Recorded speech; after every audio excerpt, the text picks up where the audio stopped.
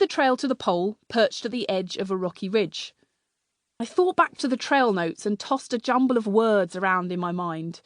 I vaguely remembered something about choosing to go directly along the ridge or skirting around the slope, but I concluded that it couldn't be referring to this section of the ridge. Could it? Surely there was no way I was expected to go along that ridge.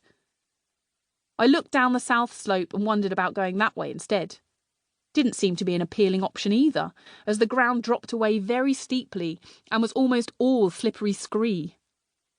I began to doubt myself. I thought back to the challenges of YU Pass and how ridiculous that had felt at the time, and I concluded, well, the trail could well intend to take me along this ridgeline. So I took a deep breath, I dropped down onto the heels of my feet and I put my hands out beside me.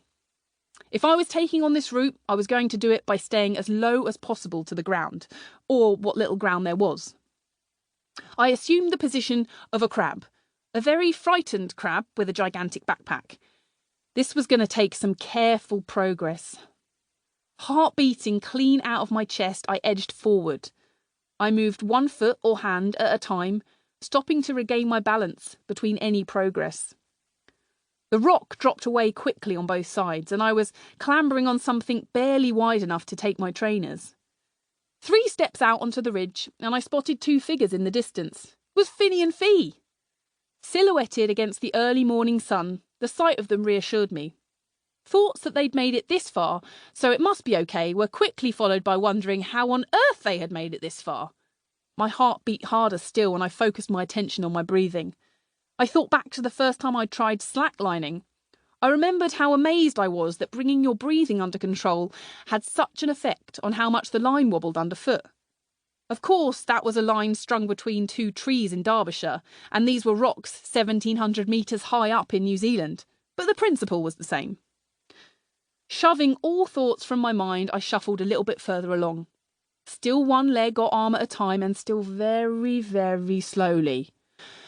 I stopped to catch my breath and decided to turn my head and look down the mountain, rather than up and out along the ridge, because looking out along the ridge really wasn't working as a calming tactic. Just as I looked down, I spotted it.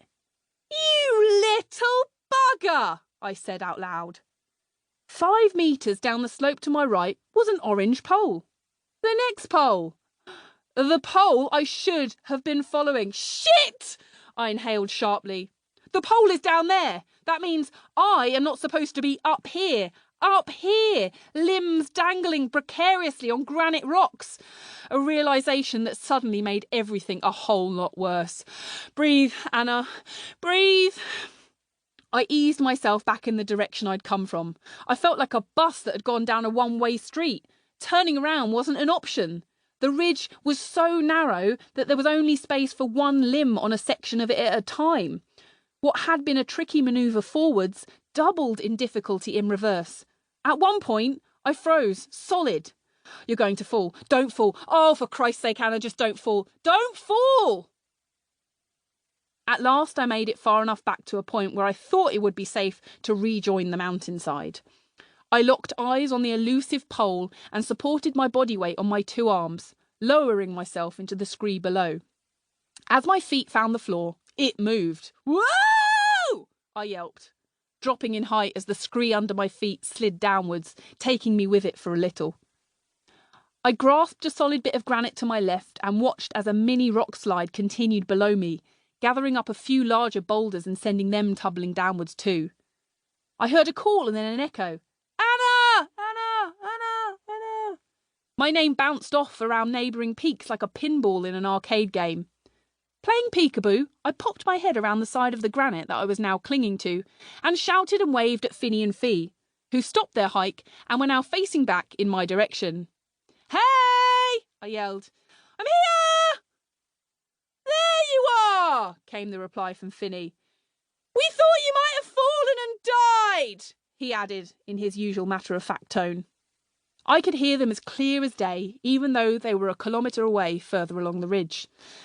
"No, I just, I thought I'd just rearrange the mountain a little bit, Didn't fancy death today," I called back, using humour to mask the fact that my insides were doing somersaults.